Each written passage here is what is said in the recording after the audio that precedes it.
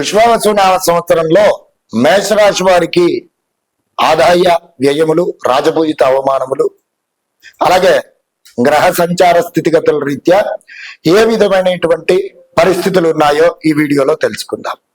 మొదటగా మరి మేషరాశి వారు అశ్విని నక్షత్రం 1, 2, 3, 4 పాదములు, భరణి నక్షత్రం 1, 2, 3, 4 పాదములు, కృత్తిక నక్షత్రం మొదటి పాదం వారు కలిసి మేషరాశి వారు అవుతున్నారు. ఈ సంవత్సరం మరి వీరికి ఆదాయం 2, వ్యయం 14, రాజపూజితం 5, అవమానము 7. ఈ విధంగా మరి ఈ విశ్వావసునామ సంవత్సరంలో ఉన్నాయి.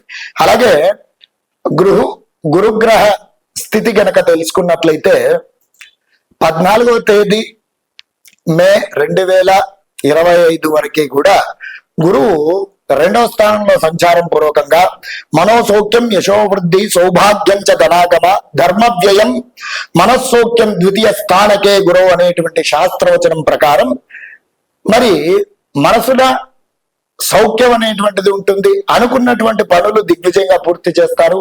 వృత్తిలో కానివ్వండి, వ్యాపారంలో కానివ్వండి చాలా బాగుగా ఉంటుంది. అలాగే వివాహం కాని వారు ఎవరైతే ఉన్నారో వివాహ యోగకారకమైనటువంటి పరిస్థితులు ఏర్పడతాయి. సంతానపరమైనటువంటి సమస్యలు తొలగిపోతాయి.